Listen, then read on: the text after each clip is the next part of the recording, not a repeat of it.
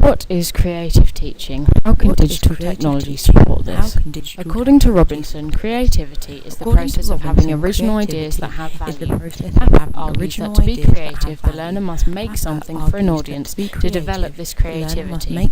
More specifically, with the use of computer technology, no one knows if you are being creative if you have nothing to show for it. Creative thoughts, unless implemented, do not have value. Creative thoughts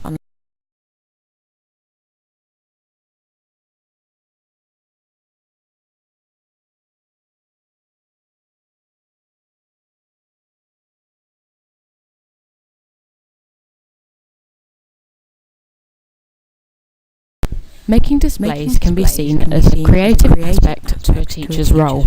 Displaying children's work around the school can be used effectively to promote the message of what constitutes a good student or good work.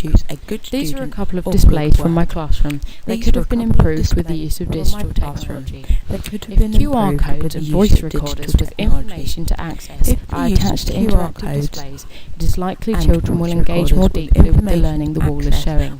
This is also a typical example of how digital technology can support teachers' creativity in this area by adding an extra dimension to the relatively commonplace celebration of children's work. If a teacher hands over ownership of the construction of the wall to the children, they are also being given the opportunity to express their creative capabilities and contribute to their own rich learning environment.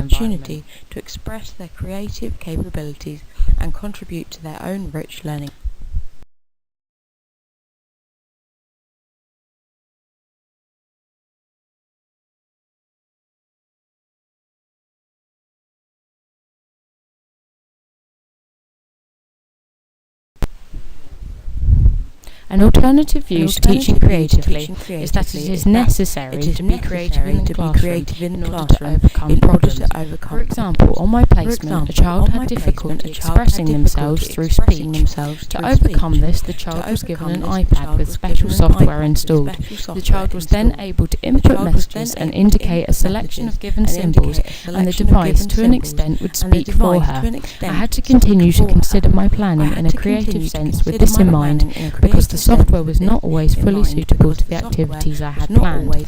In response, I ensured the child had separate applications open from the beginning of the lesson, such as Art Studio, to draw her thoughts alongside the spoken responses.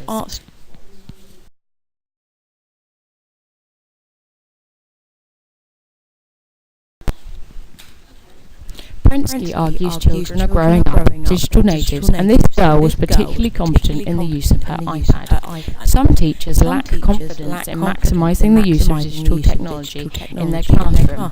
However, Resnick argues computers open opportunities for children to playfully explore, experiment, design, and invent.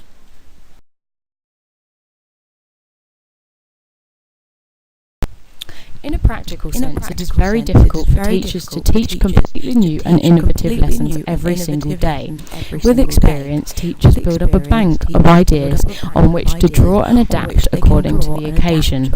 Against the specific definition of creative teaching, these lessons would not be considered creative because they are not original or new ideas. However, the teaching strategies would be new to the children, as would their learning in this area. Therefore, I personally would classify this as creative teaching. Non-computer-based activities could always be reconsidered to add an extra digital dimension to the children's learning. For example, on my placement, when teaching a music lesson, children took it in turns to film their performance. This was played back the next day to help develop a word bank reflecting on the lesson. This was something the children had not done before, and they developed their understanding of how the video camera can be used through this activity.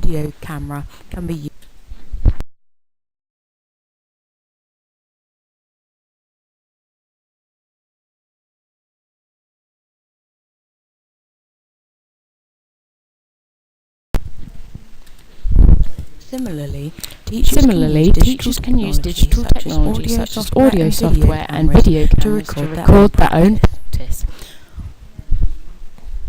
What Watching oneself back at a later time can help teachers reflect and recognise areas for improvement. As such, through active reflection, teachers can work out what works best for themselves and the children in their classroom.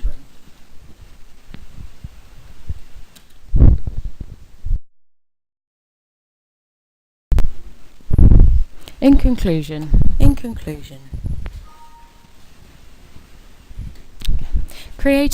Creative teaching is essentially about implementing new and exciting ideas in the classroom. Digital technology can support this in a number of ways to achieve a more inclusive classroom and enhance all children's learning across the curriculum.